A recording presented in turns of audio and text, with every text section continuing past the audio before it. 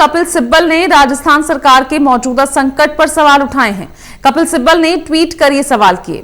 कपिल सिब्बल ने पूछा कि क्या हम सभी उस अस्तबल में रह रहे घोड़ों की तरह हैं? क्या हम तभी जागेंगे जब अस्तबल से हमारे घोड़े चले जाएंगे? कपिल सिब्बल ने ट्वीट के जरिए साफ तौर पर यह सवाल पूछा। उन्होंने कहा कि पार्टी की उन्हें चिंता है और क्या हम तभी जागेंगे जब अस्तबल से हमारे सभी घोड़े चले जाएंगे। राजस्थान सरकार को लेकर यह संकट लगातार बना हुआ है और उसको लेकर अब कपिल सिब्बल राजस्थान सरकार के इस संकट पर कांग्रेस अपनी पार्टी पर चिंता जाहिर करते हुए उन्होंने ये ट्वीट किया है। वो कह रहे हैं कि क्या हम तभी जागेंगे जब अस्तबल से सभी घोड़े चले जाएंगे। तरुण कालरा जुड़ गए ज्यादा जानकारी के साथ।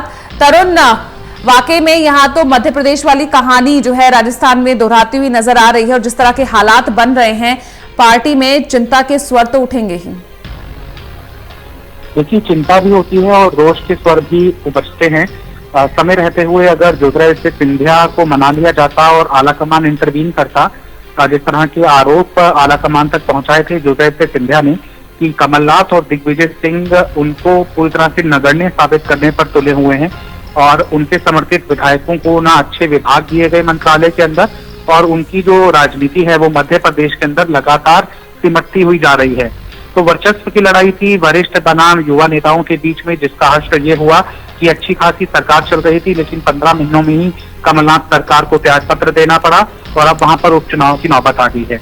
हुबहू यहाँ पर भी वरिष्ठ बनाम युवा का खेल चल रहा था और जब मध्य प्रदेश की सरकार गिरी तभी की बात गाई जाने लगी कि अगला नंबर राजस्थान का है, जहां पर भी ज्यादा अंतर नहीं है नंबर्स के बीच में।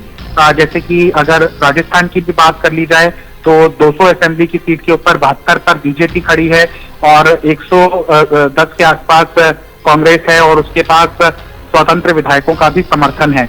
लेकिन अगर दो गुटों की बात कर ली जाए तो सचिन पायलट समर्थक अगर हट जाते हैं सरकार से और स्वतंत्र विधायकों को तोड़ लिया जाता है तो बीजेपी 72 से कभी भी 101 के आंकड़े पर पहुंच सकती है और सरकार बनाने का दावा कर सकती है। लेकिन तरुण, कपिल सिब्बल का ये ट्वीट दर्शा रहा है कि अभी भी मौका है, अभी भी सरकार संभल सकती है, सरकार बच सकती है।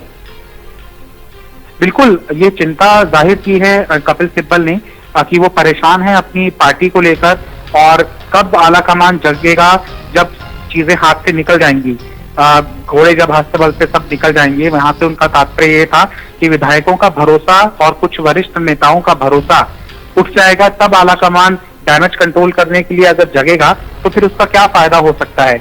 ये उस आशंका की ओर इशारा कर रहा है कि जो मध्य प्रदेश में हुआ वो राजस्थान में भी किसी भी वक्त हो सकता है और अब वक्त आ गया है कि आलाकमान संजीदा हो, एक फुल टाइम प्रेसिडेंट मिले पार्टी को और हर एक कार्यकर्ता को, हर एक युवा नेता को, हर एक वरिष्ठ नेता को इस बात का भय हो कि अगर उन्होंने सत्ता की लालच में अवसरवादिता अपनाई और सरकार तोड़ने की कोशिश की तो पार्टी उनके खिलाफ सख्त कार्रवाई कर सकती है। क्यों नहीं बीजेपी के साथ ही होता। मणिपुर के अंदर सेकंड नंबर की पार्टी है, वहां पर बीजेपी की सरकार चल रही है। गोवा के अंदर सेकंड नंबर की पार्टी है बीजेपी, तब भी समर्थित दलों के साथ उनकी वहां पर सरकार चल रही है। मध्य प्रदेश के अंदर ज्योतिरादित्य सिंधिया को बीजेपी तोड़ने में कामयाब हो जाती है। तो कहीं ना कहीं अंतर कलह का फायदा विपक्ष उठा रहा है और विपक्ष को इसकी सीधी तोहमत देनी ठीक नहीं होगी, क्योंकि कांग्रेस पार्टी के अंदर ही आलाकमान का डर अब खत्म हो चुका है। लिहाजा एक बड़े स्तर पर निर्णय लेने के लिए फुल टाइम वर्किंग प्रेसिडेंट होना चाहिए, जिसकी दरकार यहाँ पर कपिल सिब्बल को भी लग रही है।